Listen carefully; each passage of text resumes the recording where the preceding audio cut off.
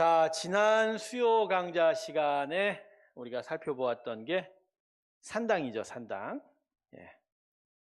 산당이 이게 아주 문제 있는 곳이다 라는 것을 함께 살펴보았습니다. 그러니까 이 산당에서 벌어지는 이른바 산당 제사는 이게 이제 종교 혼합주의고요. 종교 혼합주의가 뭔지 다 아시죠? 한편에서는 하나님도 섬기지만 또 다른 편에서는 뭐 이방 우상도 같이 섬기는, 그죠? 어떤 신이든 상관없어요. 나한테 복을 주면 그게 나의 신이다, 이런 이야기죠. 그래서 이 산당 제사라는 게 이게 이스라엘 왕국의 가장 큰 문제가 됩니다. 종교적인 문제. 그래서 이 부분을 정리를 하는 자가 사실 하나님의 마음을, 기쁨을 얻는 자가 되었다. 그래서 이렇게 산당을 철폐하기 앞장섰던 사람이 북이스라엘 왕국은 없고요.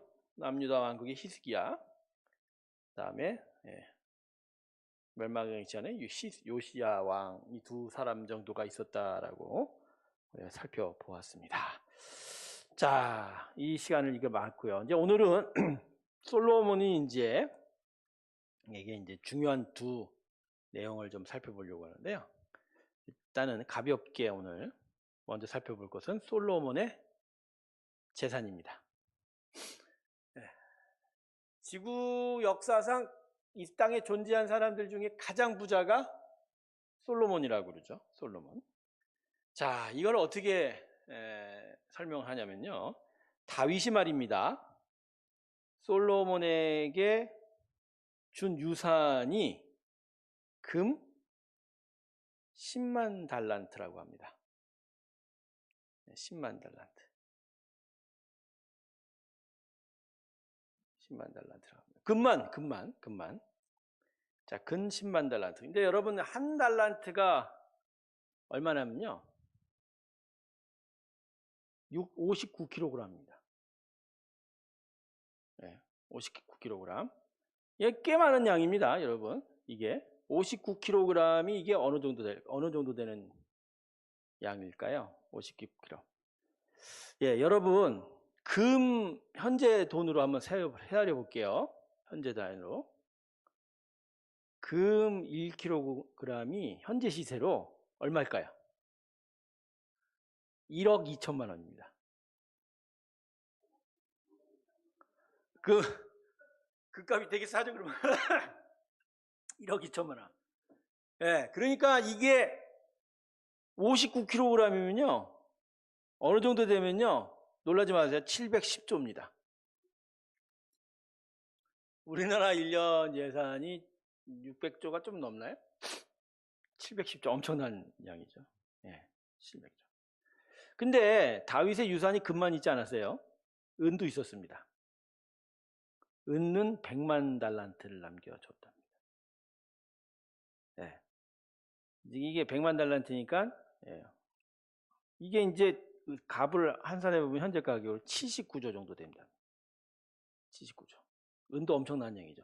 그러니까 합쳐서 솔로몬이 금과 은만 따지면 약 800조랍니다. 자, 미국의 지금 현재 제일 부자가 누구죠? 일론 머스크죠. 일론 머스크. 일론 머스크 재산이 얼마일 것 같아요?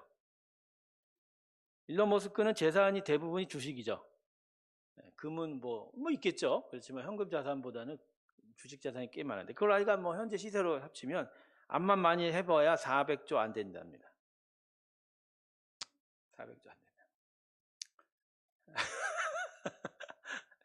된다. 남 얘기죠, 진짜. 남 얘기죠. 자, 그런데 남겨진 유산만 그러고요. 솔로몬은 매년 660달란트를 공물로 받았답니다. 660달란트. 이게 얼마냐면요. 약 7조 2천억 원. 근데 이 사람이 왕위에 40년 있었거든요. 뒤에 있자마자 이거 7조 따지면 얼마예요? 280조가 되는 거죠. 그러니까 재산이 하여간 지구 최고의 부자입니다. 엄청난 부자입니다. 엄청난 부자가 이 솔로몬. 그래서 여러분 솔로몬 성전이요 화려합니다. 그냥 금 자체로 만들 수는 없고 기본적으로 목재와 대리석으로 만들었지만 다 금박을 입혔습니다.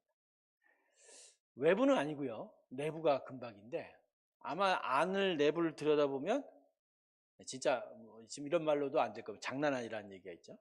너무너무 화려했을 겁니다. 자, 이러한 재산을 가지고 솔로몬이 드디어 성전 건축에 나섭니다. 성전 건축.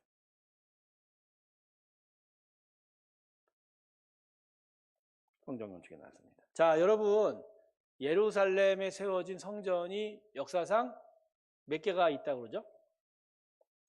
총 3개라 구분합니다. 먼저 솔로몬 시대에 지었던 솔로몬 성전이라 이름 붙여진 성전이 있고요.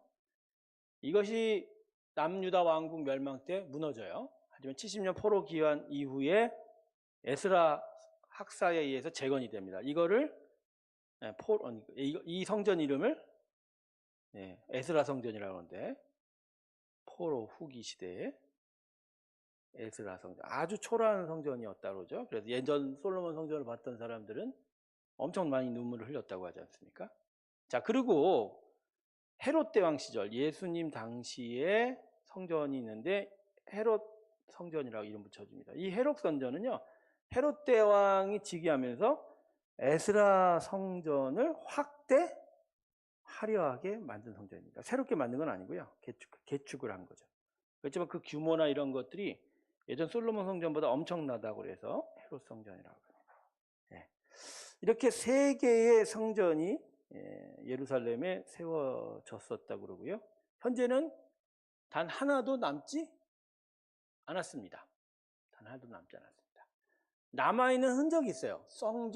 헤롯 성전의 외벽이 헤롯 대왕의 궁과 연결이 되어 있는데 그 외벽 일부분이 남겨져 있고 그 부분을 그 이전에 다윗 왕조의 그 자신들의 역사의 찬란한 시대를 생각하면서 통곡했다는 통곡의 벽이라고.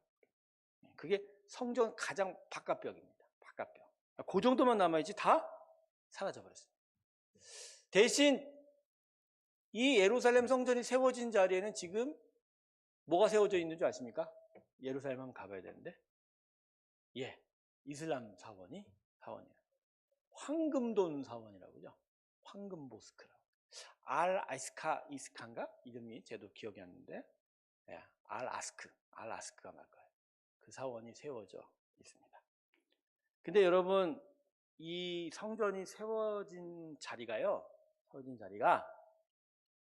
역사상으로 진짜 맞는지는 모르겠지만 예전에 아브라함이 이삭을 하나님께 번제로 바쳤던 모리아산의 그 제단이라고 알려져 있어요. 그래서 제가 지금 사진 하나를 좀 가져왔는데 사진 하나, 요거 이제 성전 요 부분입니다. 보시나요? 네, 요 보이시나요? 자, 지금 요게 이제 솔로몬 성전이에요. 솔로몬 성전의 바닥이, 특별히 지성소의 바닥이 모리아산의 이삭의 희생제사 바위라고 알려져 있어요. 그래서 요걸 다시 한번 좀 그리면 요런 식이에요. 요 내부 그림을 보면 여기가 이제 성소인데 성소에서 요 벽을 통해서 휘장을 걸려진 문을 통해서 들어가면 약간 음소둡게 보이죠? 요것을 모리아산 바위라고.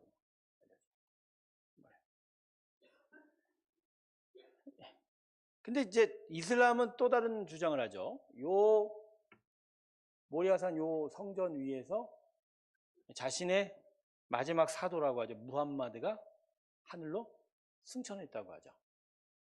그러니까 이슬람이나 유대교나 뭐 개신교도 사실은 먼 구약을 인정을 하고 있으니까 셋들에게는 상당히 성경적인 자신의 경전의 중요한 지역으로서 아주 중요성을 인정받고 있는 게 바로 예루살렘 성전터인 거죠. 어쨌든 한번 성전에 대해서 한번 다시 살펴보도록 하겠습니다. 자, 성전을 볼게요. 자, 성전 준비 작업을 먼저 하게 되는데요. 성전에 필요한 대부분의 자재는 목재입니다. 목재로 일단 틀을 잡고 그 바깥에 아마 돌을 세웠던 것 같아요. 근데 이 목재를요, 이스라엘 땅에서 난 목재로는 감당이 안 됐나 봅니다. 이게 목재를 보통 어느 목재를 썼냐면 백향목을 썼다고 그러네요. 그다음에 어떤 부분은 이제 잣나무를 일부 사용했다고 그러는데요. 여러분, 백향목이 무슨 나무냐면요, 이거를 이렇게 표현하더라고요. 제가 조사한 바로는 레바논 삼나무라고 얘기하더라고요. 레바논 삼나무. 일본에 후쿠오카 갔더니 그 선교센터 뒤에 있는 산에 나무 대부분이 삼나무더라고요. 삼나무.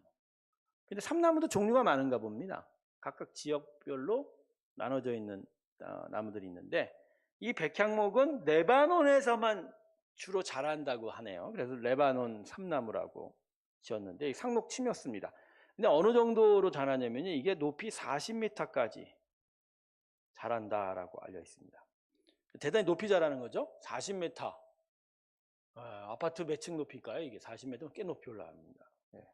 그 나뭇결이 아름답고, 그다음에 병충해에 강하고, 그래서 향기가 좋고, 그리고 매우 단단하다 합니다. 그래서 성벽과 건축 자재로 많이 쓰여 있던 아주 최고급 목재에 자재 있던 거예요.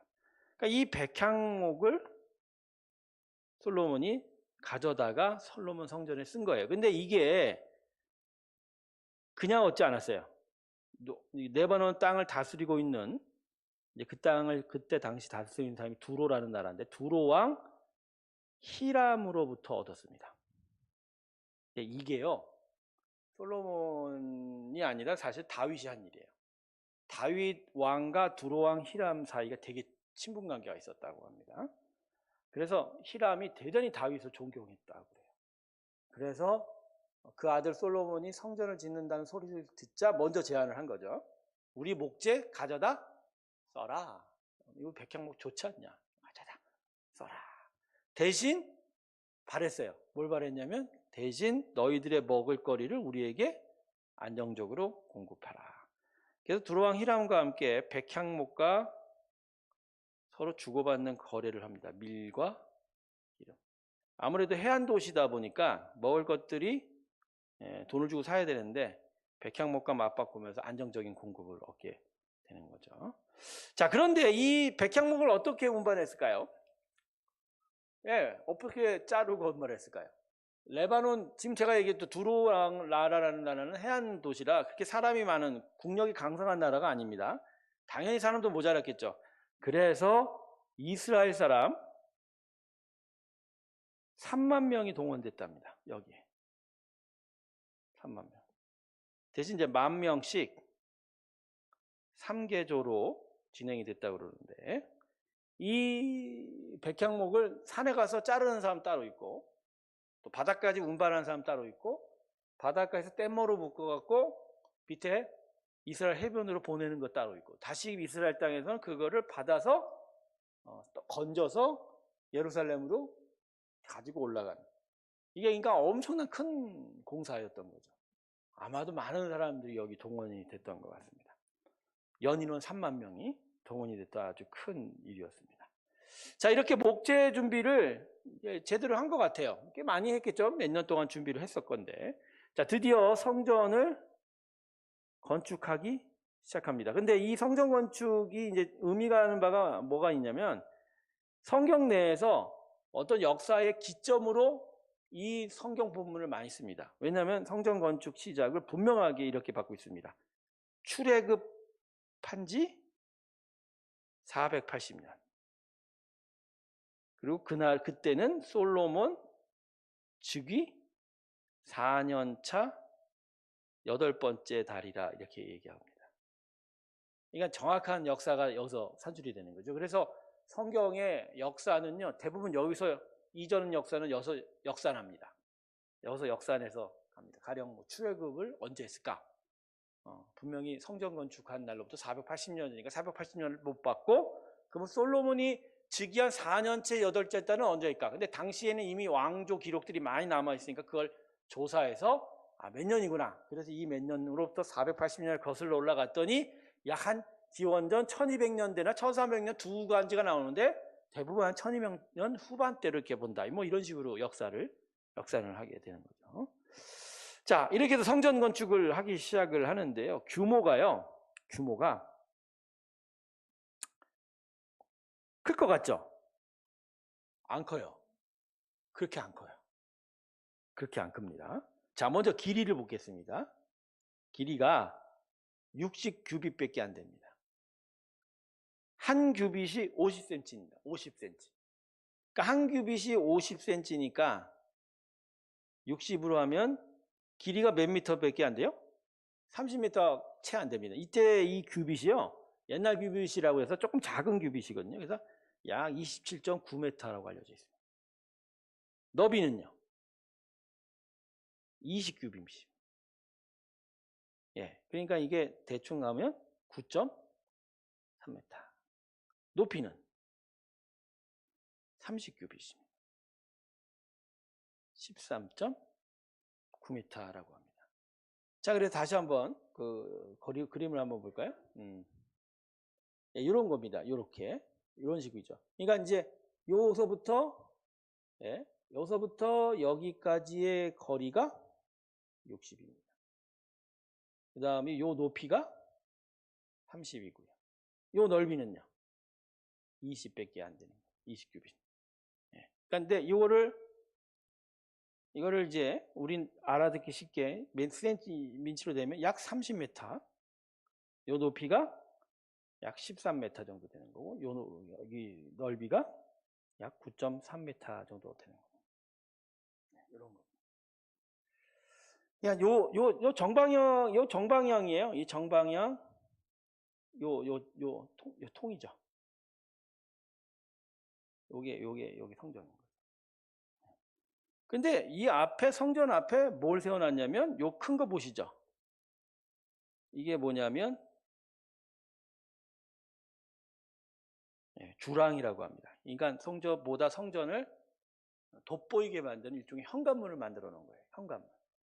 그래서 요 앞에 기둥이 2개 있죠. 예, 여러분 이 기둥 이름 잘 아시죠? 교회 장로님들 세우실 때 항상 이 이름을 갖고 많이 기도합니다. 뭐라고 합니까? 보아스와 야긴 기둥이라고. 이 기둥이 뭐냐면 성전을 떠받치고 있는 일종의 그런 상징적 효과라는 거죠. 예, 요 규랑인데, 요 규랑은 20, 30, 길이 10m 요 정도밖에 안 됩니다. 그러니까 되게 짧은 거리죠. 10m. 아마 요 길이가 한 5m 정도 되는 거고요. 높이는 상당히 높은 것 같아요. 이것도 한 13m. 요 너비는 똑같이 9.3m라는 거죠. 그래서 제가 그림을 드리면 이런 거예요. 성전을 어떤 식으로 세웠냐면, 자, 이런 장방형의 집을 하나 짓고, 그리고 살짝 들어 올려서 앞부분에 이런 기둥 2개를 세워서 현관을 만든 겁니다. 그죠? 그러니까 앞에서 보면 뭔가 앞부분이 살짝 튀어 오르고 뒤에가 살짝 내려앉은 이렇게. 그러니까 사각형이에요, 사각형. 근데 이게 그렇게 크지 않는 거죠. 길이가 한 30m. 길이 30m면요. 저희 지금 예배 본당의 길이가 20m 조금 안 될 거예요. 요것보다 10m가 더 난 다음 저기서부터 3층 화장실까지 정도가 성전의 길인 거죠. 그러니까 우리가 생각하는 가장 큰 건물은 아니고, 그렇다고 작은 건물은 아니고, 근데 중요한 건 워낙 장식들을 화려하게 해서 그 영광이 뛰어났다고 얘기하는 거죠. 예, 그럼. 자, 여러분, 성전에 창문이 있었을까요? 성전에 창문이 있었습니다. 붙박이 창문이랍니다. 붙박이 창문이 있었다고 합니다. 근데요, 더 재미있는 건, 자, 이게 사각형을 지어놨는데, 방을 만들었어요, 방. 자, 지금 보세요. 그림 보시면, 요게, 건물은 요거예요, 요거. 사실 정확하게 하면 요 부분이에요. 요 부분이 건물인 거예요.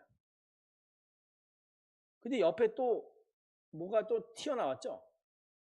요 튀어나온 거, 요 부분. 요게 뭐냐면, 이게 성전 다락방이라고 하는 겁니다. 즉, 성전의 여러 기물들, 보물들을 일종의 창고식으로 방을 성전 옆에다 붙여놔서 그 방에다가 저장하고 보관한 거예요. 그리고 아마 여기가 제사장들이 사는 숙소도 됐던 것 같아요. 근데 이 방이요, 꽤 많았습니다. 몇 층으로 만들었는 줄 아세요? 3층으로 만들었습니다. 그래서 여기 보세요. 1층, 2층, 3층. 예. 그러니까 이 높이가요, 하층 다락은 2.5m, 상층은 3m, 또 올라가면 3.5m. 갈수록 높이가 더 높아지는 거죠. 그리고 요 다락을 올라내리락 할 수 있도록 성전 뒷부분에 나사 모양의 층계를 만들었다고 합니다. 나사 모양의 층계. 그래서 이 다락방을 올라갈 수 있도록. 그러니까 성전이 성소, 지성소 있지만 겉방에 이렇게 다락방을 만든 거예요. 그러니까 이게 평면도로 그리면 좀 더 쉽게 생각하는데 이런 거죠. 이게 성전이에요. 여기 방을 나누고 여기다 문을 달아서 여기가 이제 지성소가 되는 거고 여기가 성소가 됩니다. 그렇지만 요 옆에다가 둘러싸서 뭘 만들었냐? 다락방을 만든 거예요. 각각의 방을 만들어서 그것도 3층 정도로 만들어서 성전에 필요한 모든 기구와 제사장들의 숙소로 사용합니다. 그러니까 약간 좀 더, 우리가 아까 얘기했던 사이즈보다는 좀 옆으로 또 나왔을 것 같죠. 이걸 다 백향목으로 만든 겁니다. 천정도 다 백향목으로 다듬었다고 하네요. 자, 그러면 성전은 이런 식으로 완성이 돼요. 그리고 이 앞에 이제 기둥이 있고 성전 회랑이 있는 거죠. 요게 이제 성전입니다. 제가 지금 그림을 잘못 그려서 요거는 이제 옆에서 보는 거고 이건 평면도로 보는 건데. 자, 그러면 성전 안에 뭐가 있을까요? 성전 안에 뭐가? 자, 성전 안에 이제 그림을 한번 볼까요? 성전 안에 뭐가 있을까? 야, 좀 봅시다. 자, 보시면 성전은 크게 방이 2개로 나눠집니다. 이게 성소고 요게 지성소입니다. 자, 성소 안에는요 크게 3가지가 있습니다. 여기 이 사진 보이나 모르겠습니다. 문 앞에 딱 하나 놓인 게 있어요. 요걸 분향단이라고 합니다. 예. 뭐 우리 성막 공부할 때도 보였던 거죠. 예, 몇 대마다 제사장이 들어와서 향을 피워 올리죠. 자, 성막에도 분향단은 하나였고 이 성전에도 분향단은 하나였습니다. 자, 그러고 나서 성막에 여러분 이제 지성소에 있었던 분향단 말고 또 2개가 또 있죠. 뭐죠? 떡상하고 잔, 등대가 있었습니다. 자, 근데 그게 하나씩 있었잖아요. 성전 안에는 개수가 늘어났습니다. 자, 등대는 몇 개가 있었을까요? 등대가 총 몇 개? 내가 10개라고 써놨네. 총 등대가 10개입니다. 이걸 램프 스탠드라고 하는데 여기 등대. 그래서 7가지가 나온 촛불, 제가 이제 이스라엘에서 갔다 오신 선교사님이 기념품으로 갖다 사다 주신 거 이제 교회 선물로 제 책상 위에 있는데 촛불 가지가 7개가 나가 있는 그 등대가 총 10개가 서 있었습니다. 10개. 자, 떡상은요. 이 그림에서는 하나밖에 없는데 떡상도 똑같이 10개가 있었어요. 10개. 네. 그러니까 이제 성막보다는 숫자를 꽤 많이 늘린 거예요. 많이 늘려놨어요.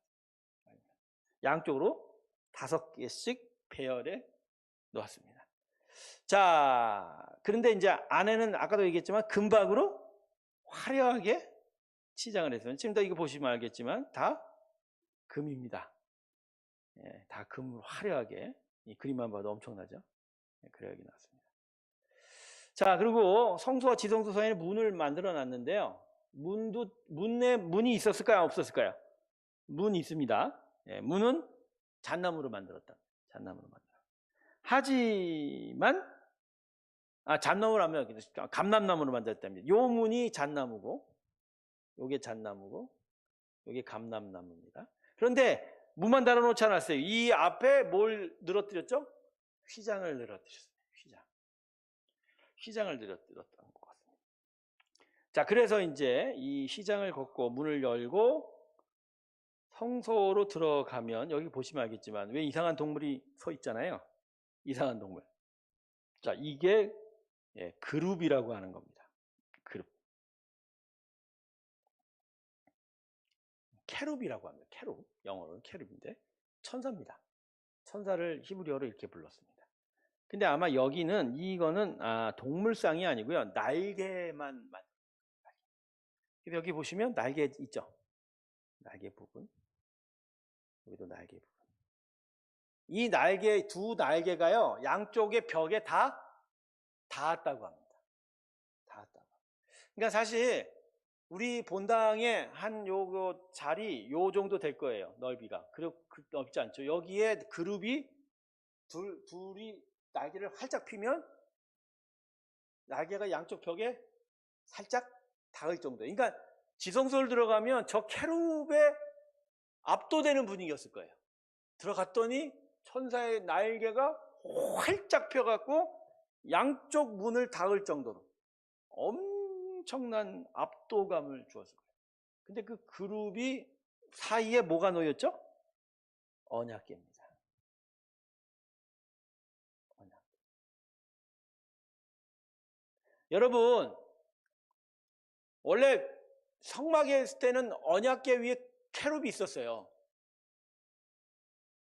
언약궤 위에 날개를 목재로 만들어서 언약궤에 붙여놨어요. 근데 이때는 아예 더 크게 만들어 놓은 거예요.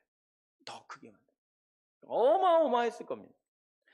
그래서 지성소 안에는요, 벽을 금박으로 치장한 것 말고는 이 언약궤와 날개만 있었을 거라고 생각합니다. 근데 하나, 여러분, 이 벽은 어땠을까요? 그림이. 성전의 각 벽들의 민문이었을까요? 민문이 아닙니다. 꽃무늬가 장식을 하고 있었어요. 장식을 하고. 그러니까 여러분 얼마나 화려할까요?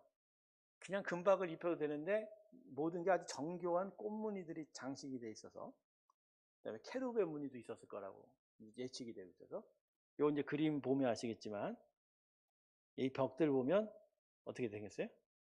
밑에는 천사들 그림이 있고, 요에는 그죠? 꽃들 그림이 있고, 완전히 너무너무 화려했을 거.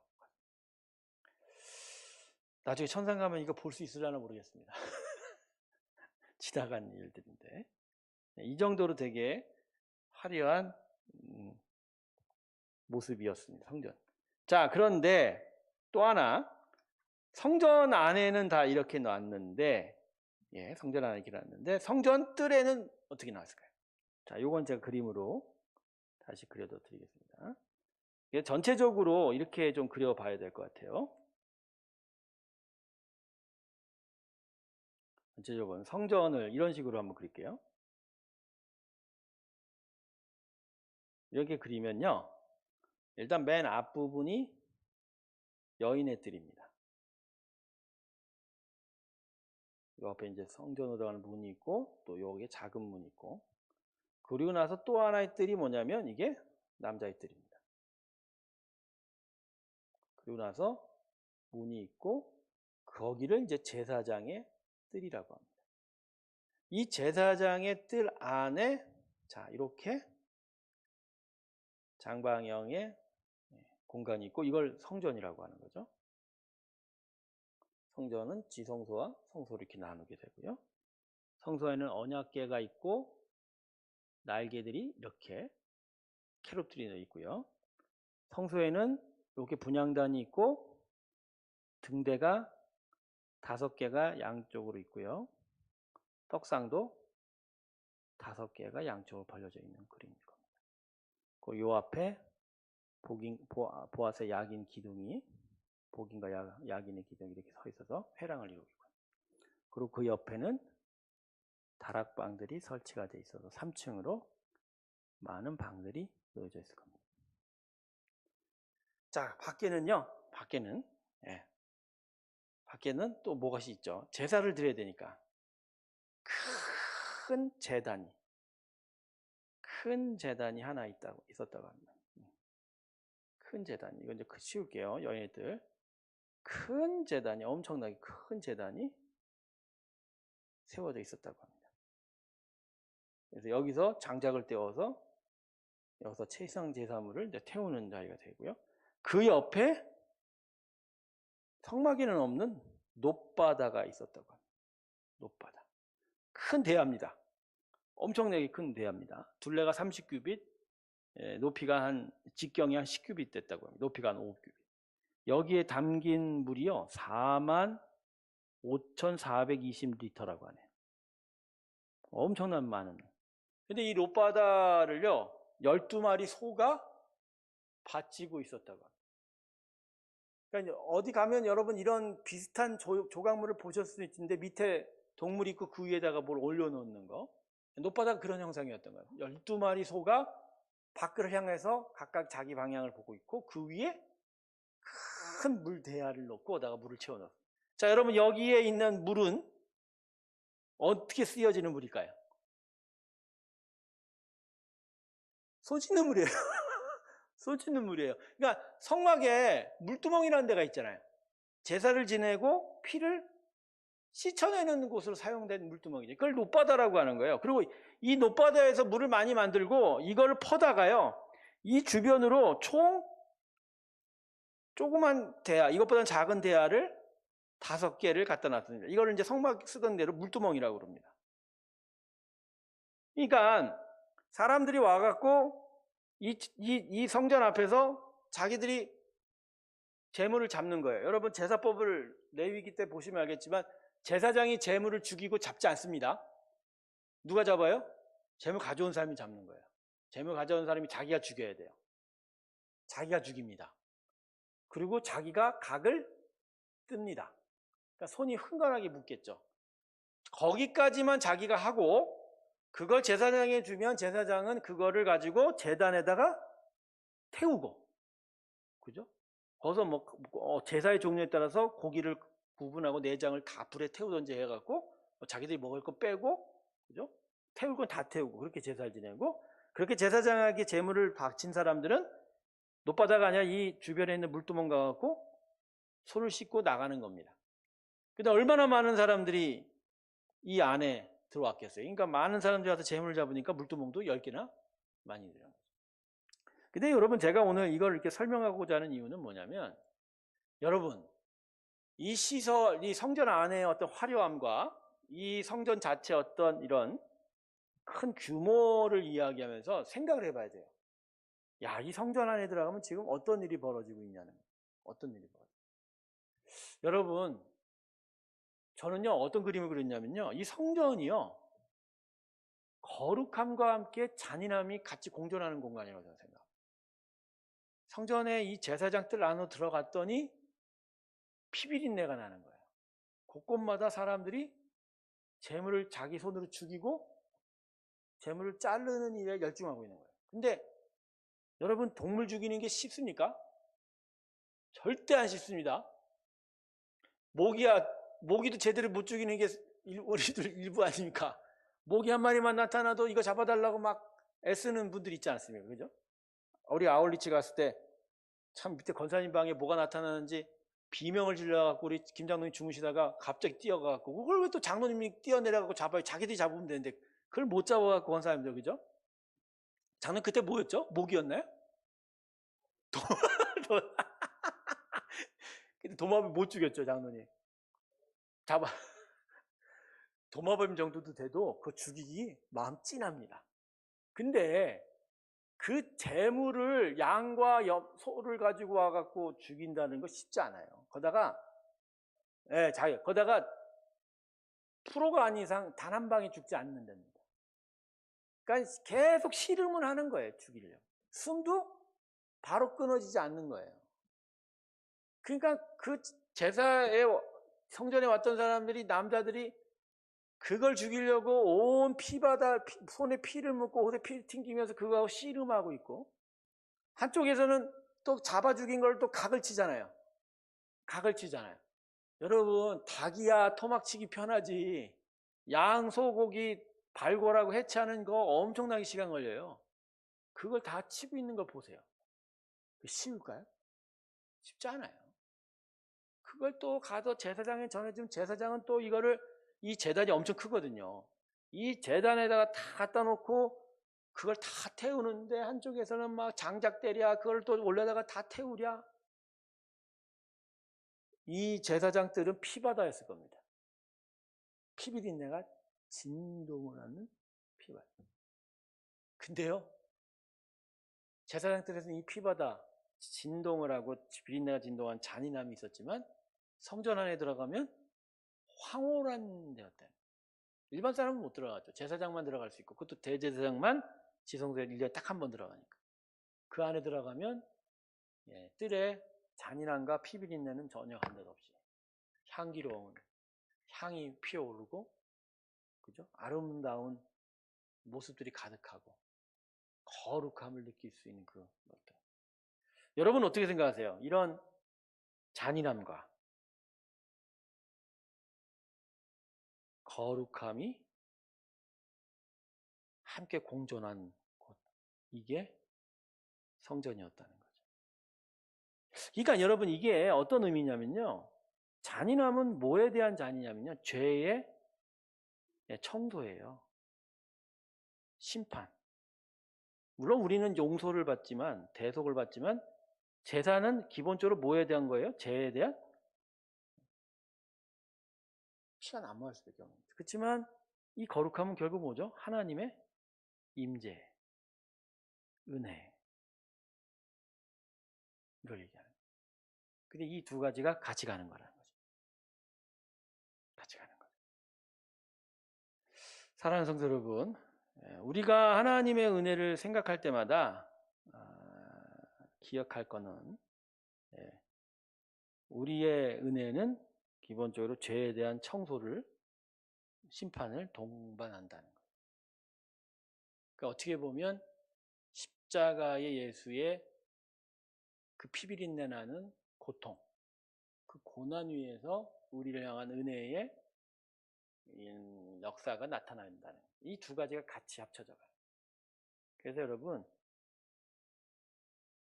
잔인한 이 죄 청산이 없이는 은혜가 없고요, 은혜는 반드시 죄 청소를 같이 불러오는 거예요.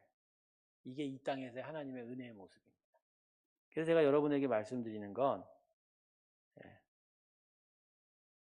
회개가 중요해요. 회개가 중요한 거예요. 회개가 중요해요. 얘 왜 갑자기 어서 이렇게 나타났지? 회개가 중요한 거예요. 회개가 진짜 중요한 겁니다. 사실 회개가 거룩함입니다. 이것이 이루어지는 게 은혜인 거죠. 우리 은혜를 너무 부드럽고 좋은 걸로만 생각하죠. 좋은 이미지로. 근데 은혜는 반드시 이 거친 것들이 들어오게 된다는 거죠. 사실 이 솔로몬의 성전, 지금은 이미 지나간 것이죠. 이게 우리에게 무슨 의미가 있겠습니까? 건물의 성전. 이미 성전은 우리 안에 심령에 들어온 마음의 심령의 성전이 있지 않습니까? 이 심령의 성전에서 일어나는 일이 바로 이 두 가지가 같이 들어가는 거예요. 하나님의 임재로 인한 하나님의 영광과 그 거룩함이 같이 임하는 반면, 한편에서는 자신의 죄에 대한 회개, 그것과 싸우는 전쟁, 전투, 싸움들, 그걸 이기는 피의 승리. 피의 승리라고 하면 좀 잔인한 표현이지만 결국 죄를 이기는 승리지 않습니까? 이런 것들이 같이 하나가 갇힌, 그게 우리 믿음의 인생이다라는 거죠. 사랑하는 성도 여러분, 회개하며 삽시다. 할렐루야. 회개하고 삽시다. 우린 예수님의 피가 그래서 필요한 거예요. 예수님의 피를 의지해서 그 피에 같이 동참하고, 나의 죄를 그 피에 씻김 받아 새롭게 되어 거룩함으로 나아가는 게 그게 은혜다. 세상은 너무나 부드러운 것만을 은혜로 찾지만 그렇지 않습니다.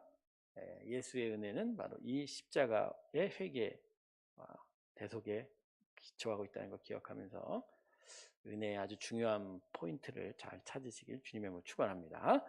자, 또 하나 이제 오늘 또 살펴볼 게 이렇게 성전에 대한 이야기가 끝쳐요. 그리고 나서 솔로몬의 악행이 기록이 되고 솔로몬의 인생은 마무리 짓습니다. 그러니까 솔로몬의 기록은요 이거예요. 첫 번째 부분이 왕권 강화, 엄청난 많은 사람을 죽였다. 그리고 지혜를 구했다. 세 번째가 성전을 세웠다. 네 번째가 타락했다. 요 네 가지입니다. 이게 솔로몬의 통치 40년의 기록입니다. 자, 우린 지금 어디까지 배웠냐면 요 왕권 강화, 지혜를 구하고 성전을 세운까지 배웠죠. 이제 마지막으로 요 타락한 부분을 배우게 됩니다. 자, 솔로몬의 타락의 기사는 열왕기상 11장에 기록이 되어 있습니다. 근데 열왕기상 11장을 보면요, 야, 이 하나님께서 솔로몬을 이렇게 말씀하고 계십니다. 자, 열왕기상 11장 한번 보세요. 11장을 보면 솔로몬의 타락 기사가 여기 써 있는데, 여러분 한마디로 하나님이 이 열왕기상 11장에서 솔로몬이 타락한 이유를 뭐에 한 단어로 표현하면 뭐라고 얘기하신 줄 아세요? 여인들 때문에. 여자, 좀 더 현실적인 여자 때문에 타락했다. 이렇게 얘기하고 있어요. 네. 자, 11장 1절 보세요. 솔로몬 왕이 바로의 딸 외에, 그러니까 첫 번째 부인이 바로예요. 바로의 딸이에요. 이방의 많은 여인을 사랑하였으니 곧 모압과 암몬과 에돔과 시돈과 헷 여인이라. 여러 많은 여인을 사랑할 수 있을까요? 이거는 이제 결혼 동맹을 이야기합니다. 수많은 나라의 공주들, 왕녀들을 이제 결혼으로 삼아서, 아내로 삼아서 그들과의 연합을 통해서 평화를 구했다는 얘기죠. 어쨌든 간에 많은 여인들을 아내로 삼았다고 그러죠. 근데 2절을 보세요. 2절에 뭐라고 얘기하냐면, 여호와께서 일찍이 이 여러 백성에 대하여 이스라엘 자손에게 말씀하시기를 너희는 그들과 서로 통혼하지 말며 그들도 너희와 서로 통혼하게 하지 말라. 그들이 반드시 너희의 마음을 돌려 그들의 신을 따르게 하리라 하셨으나. 근데 마지막 부분이 중요하죠. 솔로몬이 그들을 사랑하였더라. 이방 여인과의 결혼은 반드시 그들이 이스라엘 사람들의 마음을 돌린다고 얘기해요.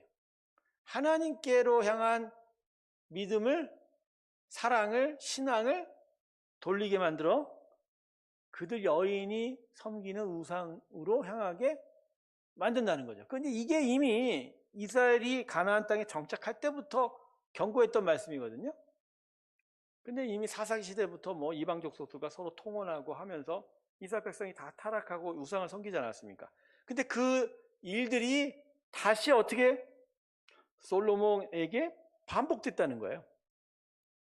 반복된다. 수많은 각국의 여인들과 결혼하면서 결국 그들이 솔로몬의 마음을 가지고 가서 솔로몬이 타락했다. 그래서 이 마지막 왕상 11장 2절에 보면 이렇게 얘기하죠. 솔로몬이 그들을 사랑하였더라. 자, 여러분 저는 이걸 어떻게 듣냐면 솔로몬이 그들을 사랑한 게 아니라 요 그들 대신 뭐죠? 그들의 우상을 사랑하였더라. 이렇게 들리는 거예요. 지금 하나님이 그렇게 얘기하고 있어요.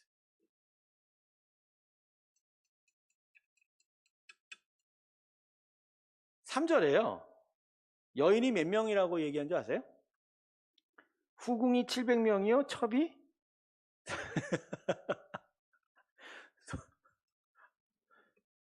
아니 하루에 한 사람하고 같이 잔다고 하면 1000명이니까 1년에 다 들어가지도 못하네. 그렇죠? 그러니까 몇 년, 3년에 한 번씩 들어가야 되네요. 의장의 삼천궁녀가 이게 잘못된 기록이라고 하지 않습니까? 의장은 그런 왕이 아니었답니다. 뭐 승자의 기록이 원래 역사이니까 의자왕을 비도덕적으로 이제 묘사를 해야 신라와 당의 그런 정복이 정당화되는 부분도 있죠. 의장은 그렇다고 하지 않지 않습니까? 심지어는 삼천궁녀가 떨어져 죽은 부여성에서 의장이 잡히지 않았어요. 의자왕은 공주에 가서 그러니까 그때 당시 성이 두 가지였죠. 사비성과 그다음에 웅진성인가? 둘째 공주하고 부여인데 공주 쪽에서 붙잡혀지 않았어요. 그러니까 의자왕이 삼천궁녀가 의자왕이 다 품은 여자 이런 얘기가 아니에요. 공격하다 보니까 다 밀려서 거기서 몇 명이 이제 그 낙하하면서 떨어졌다는 얘기지 그렇지 않다고 그러지 않습니까? 그건 말이 안 되고요. 근데 실제로 역사상 제일 많은 여자를 거느렸던 사람은 솔로몬입니다. 돈이 많으니까 가능한 거죠. 야, 대단한 사람입니다, 솔로몬. 근데 이 솔로몬하고 사는 여자들은 도대체 어떤 사람일까요? 3년에 한 번 자기 남편을 보는 거야. 이 기분이 좋았을까요? 어쨌든 뭐 정치적이고 동맹적인 관계라 자기가 결혼만 해주면 나라가 편하니까 그렇게 왔을 가능성도 있지만 근데 문제는 이 1000명이나 되는 아내들이 솔로몬의 마음을 확 뺏어가 버린 거예요. 뺏어가 버려. 그래서 솔로몬이 나중에 이 여인들과 결혼하고 나서 노년에 타락을 한 거예요. 하나님을 섬기지 않고 우상을 섬기기 시작합니다. 그래서 우상 숭배에 빠졌죠. 그래서 본문을 보면요. 7절을 보십시오. 열왕기상 7절을 보면 이렇게 기록하고 있습니다. 모압의 가증한 금옷을 위하여 예루살렘 앞에 산당을 지었고 또 암몬 자손의 가증한 몰록을 위하여 그와 같이 하였으며 이게 뭐냐면 우상을 위한 산당, 즉 일종의 제사처를 만들어 주었다는 거죠. 그러니까 솔로몬이요 성전만 세운 게 아니에요. 이방 우상을 위한 그들의 신전도 세워 준 거라는 거예요. 그러니까 이번에 공부하면서 새롭게 한 거예요. 예전에 읽었던 건 그냥 슬쩍 지나갔지만 아 그렇구나. 성전 안으로 우상을 가져와서 예배한 것도 있지만 솔로몬은 그들을 위한 신전도 따로 지어줬구나. 대단한 사람입니다. 이걸 양쪽을 다 같이 해버린 사람인 거예요. 다 같이 해버린. 자, 여러분 이러니까 하나님께서 솔로몬에게 진노하셨습니다. 그래서 그가 살아있을 적 하나님께서 2번이나 나타나셨어요. 음성을 주셨죠. 다른 신을 따르지 말라. 근데 솔로몬이 말을 따르지 않았습니다. 그래서 하나님의 징계가 나타났어요. 크게 3가지입니다. 첫 번째, 다윗 네 아버지 때문에 너한테 이 나라를 너한테 줬는데 평화적으로 이젠 너에게서 이 나라를 빼앗겠다. 다만 너 때가 아니라 네 아들 때다. 왜? 네 아버지 다윗의 공로를 내가 인정했기 때문에 너 때는 안 건드리겠다. 그러고 나서 3번째 또 하지만 다 빼앗는 건 아니다. 예. 다 빼앗는 건 아니다. 12지파 중에 한 지파는 너에게 남기겠다. 이 한 지파가 뭐죠? 예, 자기의 출신 지파인 유다 지파. 결국 이렇게 나중에 되죠. 예, 솔로몬이 죽은 다음에 에브라임 지파의 여로보암이 북쪽 10지파를 데리고 반란을 일으키고 북이스라엘 왕국으로 갈라지게 되고요. 남쪽은 유다 하나만, 사실은 베냐민 지파까지 같이 들어가 있는 건데 많이 약해져 가고 베냐민 지파는. 그래서 유다 지파를 중심으로 남유다 왕국으로 솔로몬의 후예들 르호보암 계통이 계속 왕위를 지켜가게 되는 겁니다. 자, 이런 하나님의 징계 예언뿐만 아니라 하나님께서 솔로몬에게 환란을 주셨어요. 이런 일 때문에. 그래서 그 환란이 두 가지로 뭐였냐면 하닥과 르손의 반란임, 르손 두 사람으로 인해서 고통을 당하게 됩니다. 하닷은 누구냐면요, 에돔의 사람입니다. 에돔 사람. 에돔 왕의 아들인데 그 옛날 다윗이 에돔 왕국을 공략을 할 때 애굽으로 도망갑니다. 그 애굽 바로 왕의 도움을 얻어서 거기서 세력을 얻게 되고 에돔 바로 왕의 처지하고도 결혼하게 되면서 어떤 좋은 지원을 받게 되는데 나중에 다윗이 죽고 다윗의 군사장관 요압이 죽자 이제 나는 돌아가겠다. 내 나라를 되찾겠다고 해서 하닷이 다시 에돔으로 돌아와서 솔로몬과 계속적으로 충돌하게 됩니다. 솔로몬이 이것을 쉽게 제압을 하지 못해요. 하닷이 계속 이스라엘의 남부에서 계속 공략하면서 충돌을 만들어요. 근데 여러분 이 기사를 이 솔로몬의 타락 기사에 붙인 이유가 뭐겠죠? 우상 숭배한 대가가 바로 이거라는 거예요. 하나님이 그들의 우환거리를 쉽게 처리해 주지 않았다. 오히려 하닷을 통해서 솔로몬이 계속 고통받게 하셨다는 그걸 얘기하는 거예요. 자, 르손은요. 이건 또 북쪽입니다. 하닷은 지금 남쪽에 대한 이야기고요. 이건 북쪽에 대한 얘기입니다. 북쪽에 이 사람이 소바 사람인데 이것도 다윗이 공략을 하자 저쪽 다메섹으로 도망갑니다. 지금의 시리아 다마스커스인데 거기서 수리아라는 왕국을 세웁니다. 자신을 따르는 사람과. 근데 거기서 시리아 왕이 돼요. 근데 나중에 아람 왕이 되는데 이 사람이 르손이고 이 르손 계열이 나중에 이제 북이스라엘 왕국과 계속 전쟁을 기울이게 되는데 바로 이 르손이 북쪽에서 밑에 하닷과 같이 남쪽의 하닷과 같이 계속 솔로몬을 괴롭히고 계속 이스라엘과 부딪히고 괴롭히고 공략하고 그렇게 침공해서 근데 이것도 결국 하나님이 솔로몬의 우상 숭배에 대한 뭐랄까 징계 그들을 계속 괴롭히게 되는 고통거리로 남게 되는 거죠. 여러분 하나님의 근심이 되면요 하나님은 우리에게 근심을 던져주십니다. 그거는 징계 차원에서 너 벌 받아라 얘기도 되지만 그걸 통해서 내가 하나님 앞에 무엇을 잘못했는지를 계속 생각해 볼 수 있는 기회가 되는 거죠. 그러니까 이런 하닷과 르손이 계속 말썽을 부리는 가운데 솔로몬은요 이게 도대체 어디서부터 시작됐는지를 생각을 했었어야 돼요. 근데 솔로몬이 이걸 생각을 못한 거예요. 너무 바빠요? 뭐 때문에? 여자 때문에. 근데 이런 거 보면 솔로몬이 지혜를 구한 왕이 아닌 거죠. 지혜를 구한 왕이 아니죠. 나중에는 아예 지혜가 없는 사람이 되어버려요. 어쩌다가 솔로몬이 이렇게 되었습니까? 솔로몬이 지은 지혜서가 책이 크게 세 가지죠. 책이 뭐뭐 있죠? 솔로몬이 지은 책?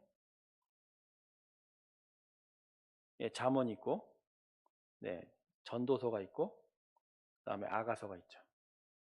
근데 아가서는 아마 여인들에 대한 어떤 찐득찐득한 애정 표현 있는 거 보면 아마 청년에 뜨이지 않을까. 잠언은요, 이게 뭐죠? 지혜, 왕이 되고 나서의 지혜가 있고, 전도서는 허무한 대한. 그래서 아마 아가서는 20, 30대, 잠언은 40, 50대, 전도서는 60대에 기억했다고 알죠.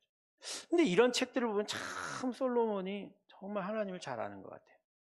근데 그의 노년은 그가 지금 말씀과는 다른 것 같아요. 왜냐하면 솔로몬의 마지막은 이렇게 타락해서 이런 고통을 겪었다라고 마무리 짓고 있어요. 그러고 나서 그는 40년 동안 예루살렘을 다스리다 죽었다 이렇게 얘기하고 있어요. 자, 물론 여기 안에 여로보암에 대한 이야기가 있어요. 요건 다음 시간에 여로보암을 통해서 여로보암과의 충돌 끝에 북이스라엘 왕과 남유다 왕국이 갈라지는데 같이 나눠서 보도록 하겠습니다. 자, 여러분 마지막으로 드릴게요. 우리가 판단할 수 있는 권한은 없지만 그럼에도 불구하고 물어야 됩니다. 솔로몬은 지금 어디에 있을까? 즉 구원에 대한 얘기죠. 천국에 있을까요?